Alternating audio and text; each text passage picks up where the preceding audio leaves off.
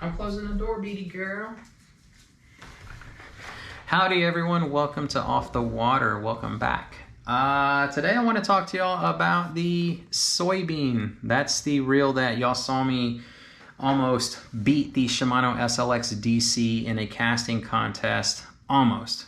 But like what's the saying? Almost but no cigar or whatever.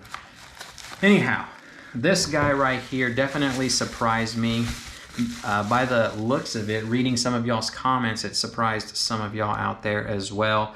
Now, we do have a bunch of pros out there in the world of YouTube in the comment section saying that I don't know what I'm doing as far as tuning and setting up the Shimano, that I should have definitely have beat it. And you know, you freaking light a candle, roll some dice, do a little dance, and maybe sacrifice some chickens.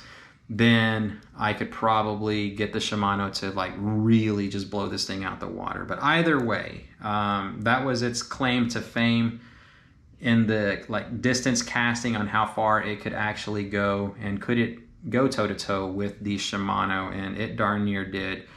So not that it darn near did, it did, because it was only like a couple of feet shy from my longest or furthest cast with the Shimano on a 1/4 ounce casting plug. If you're interested in seeing how this thing performed, that video will be linked in the description down below, so check it out. I think you'll be surprised. But I am here to say so long to this fella. It has developed, like shortly after that casting contest, it developed a like gritty feeling in the spool. There was it just felt really loose, and as if it were off track. Whenever I would crank in, there's like a gritty feel to it, and there's no sand, there's no salt, or I'm gonna say there's no salt. I've never dunked any of my fishing reels. I take great care of them. The only thing that could possibly happen is the braid that I use, which is 10-pound Power Pro. It absorbs a lot of water, and I fish predominantly saltwater, so some of that may have worked its way into the internals and prematurely killed it. I don't know, but what I do know is 2 trips afterwards, and that was it. I basically called it quits because I don't like the loose tolerances that it has. I don't like the feel. It got to the point where I was thinking too much about the fishing reel, the lack of its capability to just sustain what it is that I expect of it. A good cast, it feels good, and little to almost no thumb control. I found with this fishing reel, I had to apply way too much thumb control. I always had to keep my thumb on it, and with the majority of these other ones that I got over here, right there, the Corrado DC, we got the SLX DC, a Lew's Custom Light, Lew's Pro TI. I've got all of those fishing reels, and rightfully so. They probably cost 3, 4, 5 times the amount that this cost on Amazon. 40 bucks, I mean, what do you expect? You get what you pay for. That's such a cliche too. I hate using like sayings or cliches like that, but in all honesty, you do get what you pay for. $40, what do you expect?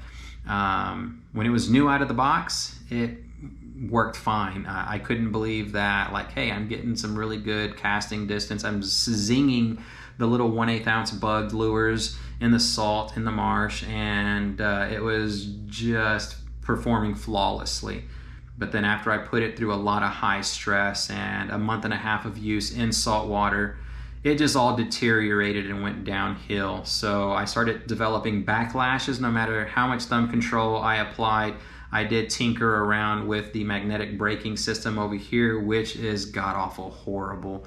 You just have to purchase this reel to understand that this dial is basically useless. I don't really want to down talk the company or anything like that, but you do get what you pay for.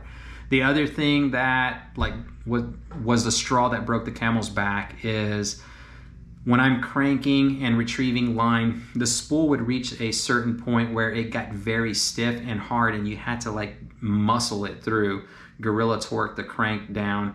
in order to get through that very stiff portion, and then it will work itself free and start reeling in like normal. Then it will seize up again. So I'm like, you know, I'm paying way too much mind on what the reel is doing that I can't even really concentrate on fishing itself.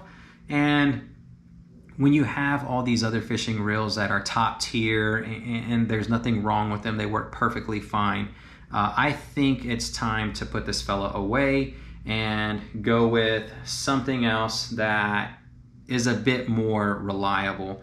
So it's a really good reel. It's still usable. However, you have to deal with the fact that it's gritty, the spool sounds really horrible, and ever so often, if you don't use good thumb control, it's going to backlash on you. Now, I could turn up the magnetic brake, and then I could also turn up the tension knob, and that will certainly keep me from backlashing, but then it defeats the purpose of me trying to cast little 1/8 ounce lures out there on 10-pound braid. You just can't have it both ways. So in order to get my tiny little finesse style lures far like into the cast, I had to basically back almost everything off and just use good old fashioned thumb control.